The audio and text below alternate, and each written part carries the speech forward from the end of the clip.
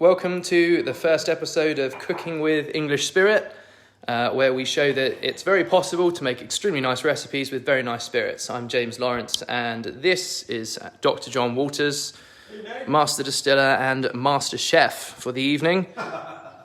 John, John, what are we making this evening? What's the recipe? We are going to do a pan-seared chicken with some gin and Roquefort sauce. Actually, no, I've changed that because I couldn't find anything I liked. It's going to be a stilton and cream sauce. Fantastic. So that's going to be rather lovely, and then we're going to do some lovely glazed carrots in our spiced rum. Excellent. But before all that, it's time to have a drink, so we're going to have a gin and tonic. Perfect. Oopsie. So bear with me while we make a quick gin and tonic, which we're going to do traditional fashion. A couple of glasses of crushed ice. One. And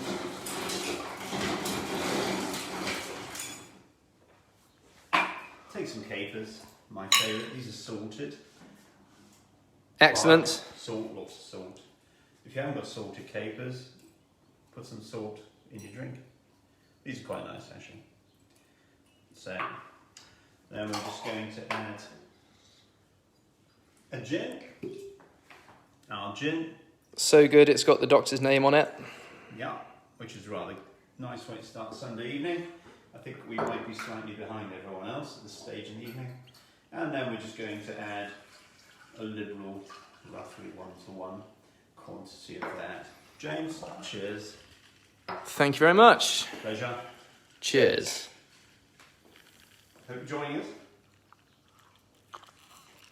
Oh, that is tasty. So what Tasty. I'm going to do to kick off is I'm going to take this chicken, Lidl's favourite. If you saw yesterday's videos, we cut up the chicken. So what we're going to do is take a pan over here, add some butter, and we're going to caramelise the skin of the chicken just to get that going. And I quite like a little bit of butter and a touche of olive oil. Just give that a few seconds while that warms up. I'm going to briefly salt the chicken. Yeah, just so get a bit of flavour in there. Lovely. I'm just waiting for all of that. And whilst that's coming up to temperature, it's going to be 2 or 3 seconds. I'm going to talk to you about why we're going to use the gin. So, the good thing about gin, as you know, it's ram full of botanicals. Ours is at 45%, which means that we've got an awful lot of alcohol-soluble flavours in there, jammed full of it. Why is this better than using wine? Well, we've got oceans more flavour, because we've got oceans more alcohol. And of course, when you're reducing with wine, you've got to boil off an awful lot more water. So it's going to take longer. So this is better and faster, which I think is not a bad combination. Not bad at all. Yeah. So just wait for this to come up. Trust me to choose a very heavy pan. So that's nearly there. This is going to take about 3 minutes. While that's going on, I'm going to prepare some bits and pieces that I want to do with this. So once we've seared the chicken, I'm going to transfer the chicken to a separate pan, and I'm going to saute down some mushrooms, which we have here, and some scallions, which are quite nice. Nothing special, these are just bog standard chestnut mushrooms you'll get anywhere. Okay. Nearly done. So that's that bit. And I'm going to do that. I took the stems out. I don't like the stems because the stems are quite woody. So scallions straight down the middle. Take those apart. Top and tail. Why am I using these instead of onions? Because they tend to be a bit sweeter. And that's quite nice. You can use onions, you just tend to have to cook them for a bit longer to remove the acidity. Perfectly fine, just your choice. So, peel them off. You can, if you really want to go for it, if they've got any green in the middle, remove that. Because some people, not necessarily me, but some serious individuals who know a lot more about cooking than I do, will tell you that those can be causing a little bit of acidity. Right, okay. Yeah, so that's why I'm removing those. Not because I think that's the case, because I haven't tried it, but because it seems to be good practice. Something like that. Avoiding slicing your fingers. Okay, that's done. The pan's nearly hot enough now for a chicken to go in. And I'm going to take you to other things in a second. So, there we go. I could chop faster, but I don't tend to use fingers as an ingredient. So, I'm just going to whop these in, away from me, nice sizzle. Yeah. This is a medium chicken. I mean, that was a vast amount of meat there. So, this is the sizzle. And what we're going to do is cook this for approximately 3 minutes. 3 minutes, in my view, on this bit of kit here, tends to give me all I want in terms of colour. Because if we don't have colour, we're going to have flavour. That's a Maillard reaction developing between carbohydrates and sugars in there. And that's going to give you all that golden chickeny, roast chickeny notes. Excellent. So that's what we're doing there. Now, I will just remind everyone that we will be posting this recipe up on our website afterwards, so do follow along, because I hope it is quite simple. But if you miss anything, don't worry. If you want to try for yourself, you will be able to try it later. Or indeed now. So, what we're going to do here, is get some colour underneath, turn it over, get a mild amount of colour. We're then going to transfer to another pan and pop it in the oven for about 8 minutes. That's about right. Seems like a lot less than you might normally do, but that's pretty much perfect. Great. We're going to then use this pan, which has got all those gorgeous notes. You can see the browning butter there, which is quite nice, little bits in the foam. Just going to check that, see how. Now that's coming on. Yeah. A little bit longer, but it's looking quite nice. Check the other one. Look at that. Cool. That's what we're after, right? So about another 30 seconds and we'll be good to go. You'll notice this is pretty much doubled in size. Yeah? That's wow, yeah. It's swollen up, like rendering down a duck breast. Yeah. So that's a good sign. Once it starts to shrink back, yeah, it's probably overcooked it. So what we're going to do is try and keep it as fluffy as this. Yeah. Nice and tender. Yeah. It shrinks back down, all those proteins contract, and you get your old boot taste. Not this is going to be old boot. Just going to give this about 30 seconds on that side. Another pan ready. And then this is going to go in the oven for our 8 minutes. Gotcha. So you hear me talking to Google in a few minutes. This is super hot. I'm going to cool this down. And that already, nice. So, yeah. Nice. Off it goes. Lovely. Comes off, so I don't want that too hot. That's going to go in the oven. I'm now going to use modern technology, and I'm going to say, okay Google, set timer for 8 minutes. Alright, 8 minutes. She's Starting now. Thanks, Google. I'm not putting that back in the hot because I don't want it to get too hot. Sure. What I'm going to do now is just put my chopped bits and pieces in. Oh! Nice sket. And I'm going to cook those at a slightly lower temperature because I don't want the onions to be burnt, which is fine for other things, but it's not good for this. So Sure. got my wonderful Amazon set of silicone bits and pieces. Now that does look modern and high tech. Yeah, it's very high tech and gorgeous colour. When I ordered these, got a pack of 5 for tenner, and they looked a lot bigger in the photograph. So that's quite good. So we're just going to get those back on. I'll set the gin as that goes. Very good idea. I will also say if anyone wants to post anything in the comments, ask us any questions, anything about what John's doing, check anything for the recipe or anything at all, just post something in the comments and I can ask John to get back to you. So yeah, don't be shy. So the next stage is that once we've got this looking partly cooked, usually after about 2 or 3 minutes, we'll have the gin, which will take all those burnt bits of caramelised chicken off the bottom and bring it up into the sauce. And then, get your nose in there, that's gorgeous actually. Cool.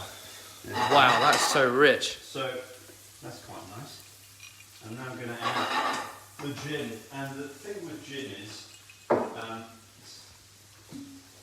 just going to add enough to lightly cover it. Oh, go on. A bit more. Oh, go on. What can you do? So, we're going to bring this back. And this is going to be gorgeous. I'm going to bring this back until it's not quite a syrup. Reduce it by about half to 2/3. You Sure. can see it's all beginning to kind of emulsify now. Golden colours coming out of the chicken, the mushrooms, the onions, and the butter, and that really is. It's like distilling with an open pot. Not a good idea, but good. Now, okay. John, Bethany asks, what temperature should the chicken go in the oven at? Because this is only 8 minutes, I've got a hot oven, that oven is about 220. So we're going to crisp it up on the outside, then we're going to leave it stand for a good 10 minutes, and that'll finish cooking. Sure. You could do it for 12 minutes at 180, it's just your choice. Sure. Hopefully that helps. Oops. So, next thing we're going to do is, I've got some stock. This is the stock. You can just use chicken stock, cube, water, job done. You could. But because we carcassed the chicken yesterday, it was pointless throwing the carcass away.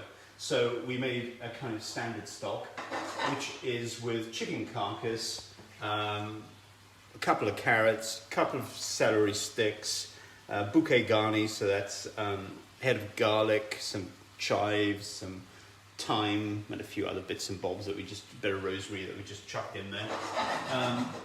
And boiled for about 40 minutes. Sieved off all the bits, and this is what we got. It's very, very fragrant. It's very, very nice. So that's about right now. You see, look, I can see the bottom of the pan. Just beginning to see the bottom of the pan. Yeah. And a bit more viscosity. So that's about right. Doesn't really matter. Just means you've got most of this off. How much of this to add? I'm going to be adding around about 2/3 of a cup. So again, back down to that. And I'm going to boil this back down to the same kind of level that we were before. How much is 2/3 of a cup for young person speak? I don't know my imperial. 150, 170 mils. 150, 170 mils, gotcha. If you've added too much, cook for longer, reduce it down. Perfect. All you're going to be doing is concentrating those flavours down.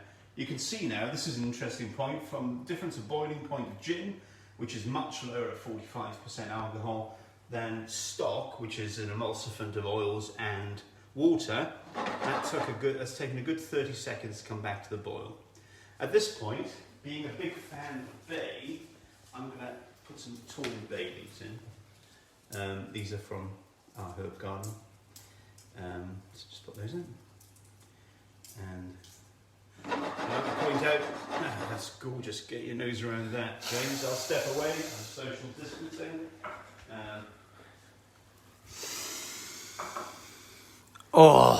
And now we're that's about 2 minutes away from doing its stuff. The next stage is to emulsify this, because we've got mostly water and oil, and we want to make a really nice sauce, because we're now going to use some blue cheese. I'm choosing this. You could use Gruyere, you could use Comte, you could use cheddar, Parmesan, the choice your own. This is a really good seasoning agent because it's got a little salt in it, so you don't want to overdo it. Sure. Just want to add enough. And is that with that particular cheese, or is that cheese in general, the salt content? Cheese in general. Gotcha. And then we're going to use some Dijon mustard, because this is essentially a flour paste, yeah? Mustard flour, some oil and bits and bobs, so that's our emulsifant. We don't want it to separate when we add some cream later. Yeah. So this is going to allow it all to blend nicely. Perfect. So you can see boiling down, fobbing, as they call it. And that's... Oh, have another sniff, that's remarkable. Now, while I get my snout in here, Darren says, how many servings would you get out of this quantity? That would be enough for 4 people. Those breasts are pretty large. It was a medium chicken. Yeah. So you don't need to go over the top. £4 for a chicken. that will give you 4 adult servings actually, Sure. which isn't bad. No, it isn't. You know, so we're now getting to the point. It's always quite difficult to judge here. What I tend to look at is how much bubbles are coming across the whole surface rather than how much juice I've got left. And you can kind of see that maybe 40 to 50% of the surface is all bubbling. So that to me is pretty good to start the next stage. Great. Which is going to be adding the double cream. There. Where's my G&T gone? There we go. It's over there. But before I add that, I'm going to add a little bit of mustard, not much. Probably a heaped teaspoon. This is obviously bigger than a teaspoon. Just going to stir this in. Yeah. And there we go. It's beginning to smell great anyway. You could use stronger mustard if you like mustard. You could use whole grain mustard if you like that. I prefer this because I'm after a particular style of sauce. Cheese-wise, I'm going to add, look at that, smells good. It's probably easier brought just out of the fridge, but I like my cheese at room temperature, just for scoffing. So all I'm going to do, what's that, standard slice of cheese really. You don't have to take that piece off, but I'm going to. All I'm going to do is loosely crumble this in to here, like that. And then, okay. I'm going to add some cream. How much cream I'm going to add? This is your kind of half pint pot. I'm probably going to add about a third of a half pint pot. If you've got sell-by issue dates, okay, Google, stop. It's time for our chicken. Thank you. So, just swirling that. It's rather good. Cool. Yeah, I'm going to take that off for a sec because I want to attend to our chicken and I don't want that to be overcooked. Look at that. No size reduction. Wow. Okay? Yeah, still massive bits of chicken. Definitely hasn't contracted, has it? I always use metal handles on these things because they can go off the hob and in there. Yep. But I've always burnt my hands. That's why that sat there to remind me it's bloody hot. So modern and high tech once again. Cool. No high tech at all that. So that's good. Now all I'm going to do is keep stirring this, bring it back to heat until basically my cheese has gone in. See the little clumps here? They're going to dissolve in a sec. And it's as thick as I want it. Okay. So that's it. If you like it runny, have it runny. If you want it thick. And then I would do is take it off once I've got the right thickness. And I'm going to put some herbs in there for the herbs to infuse whilst they're off the heat. Sure. If they're on the heat, particularly with chives, I find most of the flavour just flies off and you've lost it. Gotcha. So I'm just going to do that. That's my choice. You probably got better idea. Okay, well, no, we do want herby flavour, so... While that's just coming up to temperature, I'm going to chop some chives over here. I will just get my nose in here one more time. Oh, well, despite the blue cheese, you can still smell the botanicals on the gin. That's remarkable. So let's get it in there. Got to chop chives, which are nice. Oh yeah, there they are. Chopped chives. Lovely. This whole process is probably going to take about 10 minutes from here on in to the point where we're going to serve. Sure. That is still cooking and resting. So don't be concerned that that is not going to be done properly. Sure. It will be. So we're resting our chicken for, say, just over 10 minutes once it's come out of the oven. Remember now, we're actually only about 17 minutes in from the point where we started cooking, which means if you've put your pre-packed dinner in a microwave or the oven, we're going to be finishing about the same time. So you can see this is now getting rather bubbly and thickening down. I could move that to a cooler hob if I wanted to. Yeah. But I'm not going to because I'm going to do some other bits and pieces. So whilst that's sizzling away, Oh my I'm going to god, add that looks so chives. good. Now you could do chives, you could do tarragon, you could do thyme. Choice is your own. So just spread those across. It's rather nice. Look at that. They look quite roughly chopped rather than particularly fine. Cursorily chopped. Yeah, chopped by somebody in a passing bus at speed. So next bit I'm going to do is we talked about doing some carrots. Carrots are great, I love carrots. So Me too. we have, what you normally do is start with some boiled carrots. Yep. 2/3 cooked. Mm-hmm. we thought we'd do something different. So instead of just doing that, we sous vide them, which means slow cook. This is our little very posh, low temperature water bath. Okay, you can do this with a boiling pan of water. This is set at 85 degrees and we vacuum seal them. So in here, Oh, hello. we've got our carrots. Oh, hello. Look at those little devils. So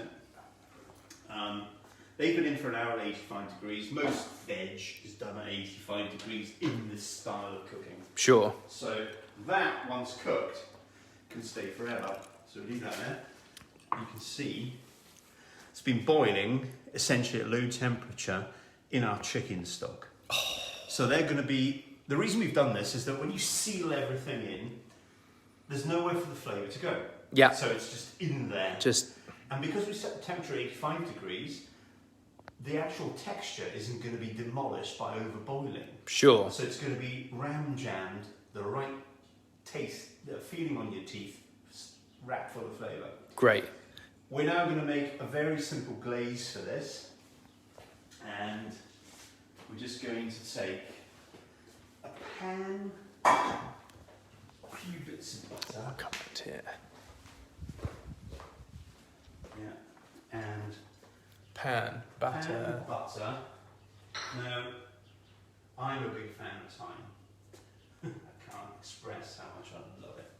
So we've got some freshly picked thyme from the garden. Great. Yeah. And then, we're going to do two things. First is some local honey. I mean, locals anywhere local to you. Okay. Pop that in, and that smells unbelievably good. I can't express how good that smells. Cool. And then I'm going to add our rum. This is great because you've got cherries, very seasonal, vanilla, hibiscus, and of course the rummy notes. It's really sweetening it up, which is going to be a nice challenge for these two. Sure. So I'm just going to put enough rum in to cover the surface, and I'm going to make that begin to blend together. So this is basically an emulsion like that. God, just have a whiff of that. While I'm doing that, I'm going to take those photo bags, that's going to be a mess, and do that. Now, if you've never braised your carrots in honey, thyme, butter, and English spiced rum before, then now's the time. Now, John, if anyone at home hasn't got a sous vide machine and they're just boiling in a saucepan, any tips on how they can emulate what you've done with the carrots? Yeah, very much so. It's super easy. I mean, the critical bit when boiling is to use the very least amount of water to do the job. That way you're going to lick the least amount of flavour away. Sure. And boil in a stock. Chicken stock's great. Sure. Don't just use that. So, look at those. Now, when that's done, That smells try a phenomenal. carrot. Just get in there. They're very hot. And they are really, Yeah. really carroty. Really flavoursome, Yeah. right to the core. So, well, Still carroty, but no, yeah, okay, just so what we're going to do, roll them around in there, eh? Oh, my lord, that's good. So, look at the colours. That's rather nice. Get your nose in there. I don't need to. I can smell it from here. The rum notes coming out of there are sensational. So, now, we're just going to bring this down until it's virtually caramelised. Yeah. Yeah. You see, the colours are gorgeous. These are really lovely carrots. You could spice it up the end with a bit of black pepper. Choice is yours, just whatever you want to season them with. Sure. But they're really, really tasty. Yeah. And just going to bring that down until most of this has gone nearly to a syrup. And when it's got to a syrup, we're in a pretty good place. So, but not as good a place as having a further sip of gin. Very good idea. To your health, two metres away. Yes, just about. There you go. Right, next bit, because we all like our veg, we wanted to do some really traditional, simple new potatoes. And Jersey rolls have just popped out, which is lovely. We love Jersey rolls because we make a wonderful vodka for Royal Mash from Jersey rolls, and they're rather tasty. So what we've done today is again do the sous vide process with mint from Treguddick and some olive oil, and we're just basically going to crush those at the very end. So I'm just looking at my timings because I know they've probably got another 5 minutes, so I'm not going to quite do that yet. So let's keep an eye on these, see how carrots are going on. You can see now we're foaming away, and I'm going to have to try one of those. Let's just see where we are. Let's just grab one, slice it, see how the coating's coming along. See? Oh. Wow. Oh, That's done it. come on. That's done it. Wowee. The honey and the spiced rum with the carroty sweetness and thyme. Oh. Arco, I'm so proud of the carrots. They are fantastic. That's gorgeous. You can see now the liquid isn't quite making its way back across the pan. So that's pretty much a syrup in my book. Right. I'm no chef, but that's Sure, pretty much, no. that'll do for me. That's a good way of defining it. That's going to be pretty good. So you can take those off, and you can see they've now got this really intense orange colour all the way through. So that was an hour sous vide wise. You just cook them in a pan for however long you like. Sure. So we're now down to the mash. Let's have a look at the mash. Let's have a look at the mash. Ooh. Oops, over here. Back to the sous vide. Back to the sous These vide. are just boiling the bag spuds done at a lower temperature, so let's not be too precise about that. There they are. Lovely There they jubbly. are. They've been packed with mint, etc. That's damn. So I'm going to bring these out, pop them in a bowl. I'll have some more G&T. Yeah, so now just going to release this, get some air out, and you can have these whole, it's your choice. I'm just going to break them up a bit tonight because I quite like that, just a different texture. Sure. And it'll take on more of the sauce too. Great. So if you don't have a rolling pin, like I don't, I'm just going to press the spuds, and you can see instantly they're wonderfully cooked. Yeah? Sure. I'm not going to make them into a pulp, I'm just going to press them. Yeah, this is great. These are great cold the next day. Now, have a whiff of that. Oh. Yeah? Yeah, that's not too much mint, that is. That's just where we're going. Spot on. Yeah. So, just see if I can find the appropriate serving bowl, which you can guarantee I won't be able to. Oh, yes. So, this is just great, seasoned with black pepper and a bit more olive oil. So, the good thing of sous vide is you don't have a lot of washing up, actually. Good. Look at that. So, that smell now. Cool. Yeah, just going to do a drizzle of olive oil, just to make it gorgeous.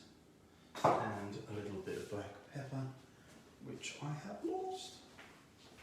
Over there. Grand. So, here we go. And that's that. I'm just going to try some of this. Would you like to try? Yes, please. Just try that. Mmm. Yeah? Those spuds are marvellous. Fantastic. So that triggers a celebratory sip of gin. Very, very good. Now, one more time. If we haven't got a sous vide machine at home and we're boiling these, Yep. how do we get close to that? Good pinch of salt, You can put your mint in at the end or the start. I put it in at the start. Cover in the least amount of water. Yeah. Simmer. Don't put on a big boil. Yeah. And it might take, on the Arga at Yeldon, it will probably take 50 minutes. So only 10 minutes slower in the sous vide. Sure. And just wait until you can slowly pierce with a knife. Job done. Then drizzle olive oil, crush, season to your taste. Great. Perfect. So all this is doing is making a very small finesse. Yeah. If you think the finesse is worth it, that's good for you. If it's not, don't bother. All good. So we're now at the point... I can guarantee the finesse is definitely worth it because they taste I'm great. just going to bring this up and we'll plate one out because we're virtually able to start serving what we've got. And then James will no doubt tuck in. Yes, Jill, I can confirm it appears I'm going to be enjoying an amazing meal tonight. I will tell you all about it. I'll write you a postcard.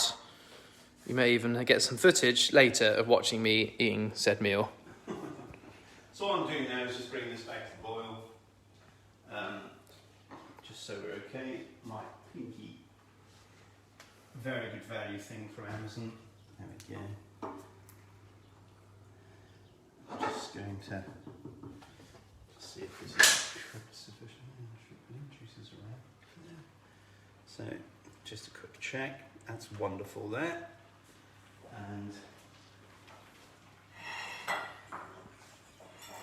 just reducing this for a few more seconds.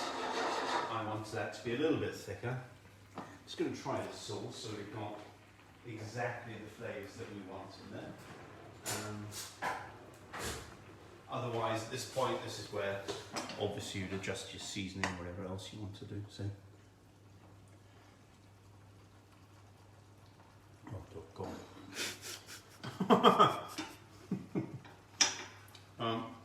2 meters. Yeah.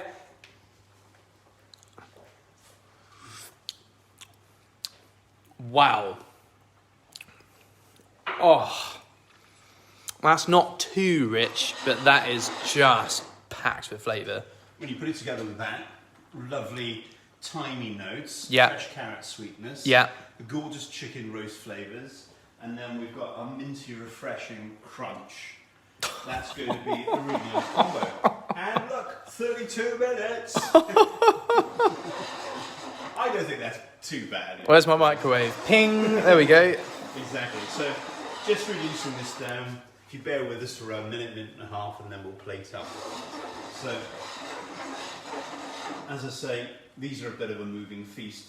If you didn't want to use chives, you could use tarragon. If you wanted to use oyster mushrooms, you could use those for a different texture. Sure. They're really, really nice with chicken. Let's just see what the mushrooms look like in there. Yeah. Yeah, you can still see there. So there'll still be whatever you have left there. Yeah, so they're quite nice and layered. You could use some grated morel mushrooms. You could even use some nicely grated truffles if you wanted to really drive it over the Ooh top. la la. But be very, very gentle on those because they are so gobsmackingly flavoursome. Sure, that's already very rich and flavoursome. So, As an yeah. aside, if you love fish, I'd probably serve this with scallops, Ooh. which would be absolutely gorgeous. Wow. Or if you love your game, rabbit, another great way of alternatively doing this sauce. Sure. Or, to be quite frank, I think that will work really well with a brill, a nice piece of brill. Sure. Choice is your own. So you can now see it's pretty thick, so that's good for us. So we're going to get to the point where we can plate it up. We'll get a fresh knife and a spoon, and then we'll grab lots of spoons and serving stuff, so we don't make a mess. Apart from the cleaner, who happens to be me. And we'll go from there. So I'm just going to grab the chicken from here. Good.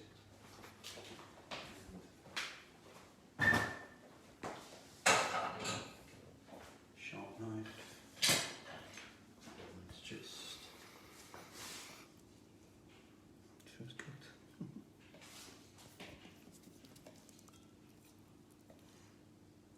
Oh my goodness. So we're just going to lay that out like so. Okay. Grab some sauce. layer it over the top here.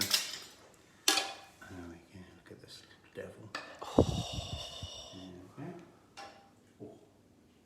I don't know what James is having to eat. I think I'll have both. Well, I don't know what the other two people, if there's 4 servings, well, I better loosen my belt.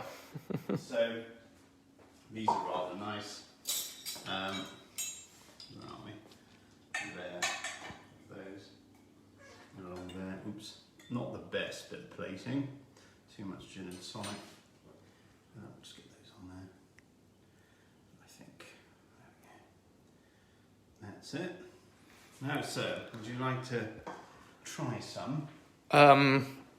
Yes.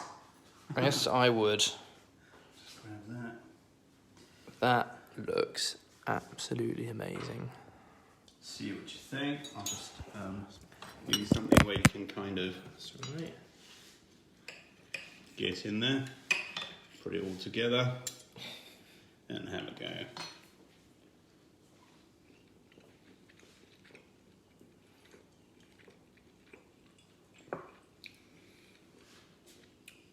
That's amazing. Enjoying that? I'm really sensitive to when you get a dry piece of chicken. Mm-hmm. Like my tolerance level's really low, but that is juicy. That is fantastic. The flavour from that sauce. And despite all that, you still just get enough of the gin signature with the cheese and the creaminess and everything else. That's amazing. Let me Try another combo. I have that with the carrot.